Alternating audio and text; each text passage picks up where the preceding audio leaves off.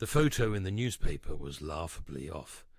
West, as I called him, a kid who practically vibrated with life, reduced to a stiff, stoic image, frozen in time.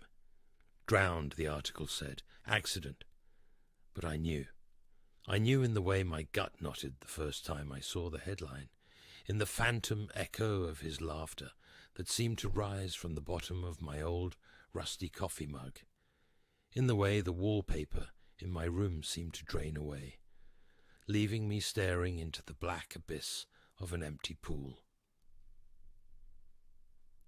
Weston and I had been inseparable, best friends since kindergarten, two misfits bonded over our mutual love for the macabre. We'd spend hours behind his house, at the edge of the abandoned pool that choked on weeds and seemed to swallow the sunlight. Stories of local legends clung to it, whispers of rituals, of restless spirits, of offerings made to appease a nameless entity.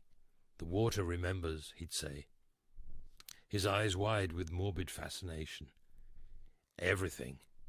And with that he'd dive into the murky depths, leaving me gasping on the edge, his laughter echoing like a taunting phantom as it rebounded off the cold, silent walls of stone.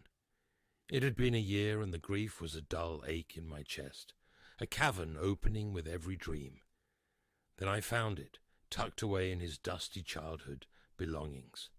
His diary, blooded, like a storm had risen from its pages, his spidery handwriting scratched out increasingly frantic notes about the pool, about whispers in the wind that sounded suspiciously like his own name, about a darkness he couldn't shake.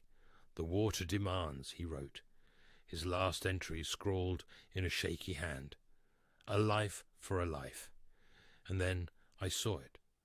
The book he'd shown me when we were kids, a worn leather-bound tome filled with archaic symbols and secrets best left undisturbed. The Ritual of Cleansing, the title read, a chillingly accurate description of its contents. With a sinking heart, I recognized the illustration on its cover.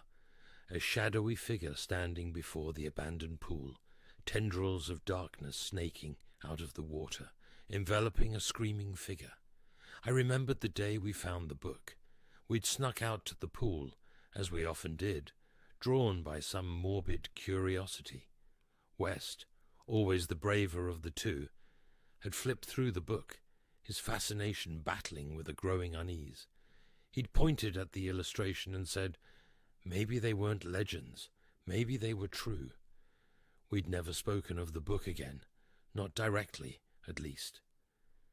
With trembling hands I traced the glyphs in the margin of the journal. A chill crept down my spine, icy fingers clutching at my throat. There was a way to stop it, a way to cleanse the water and free his spirit. But it required a sacrifice, a part of me. What would it take? A memory? A dream? My fingers curled around a worn wooden chest hidden beneath his desk.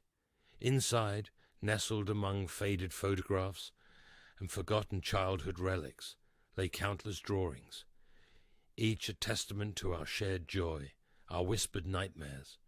He'd meticulously captured every detail of the abandoned pool, its brooding presence swirling with grotesque yet oddly endearing creatures of his imagination. I sank to my knees, my breath catching in my throat. They were the only things that remained of West, of our bond, of the laughter that once echoed through those empty, haunting halls. It had to be enough.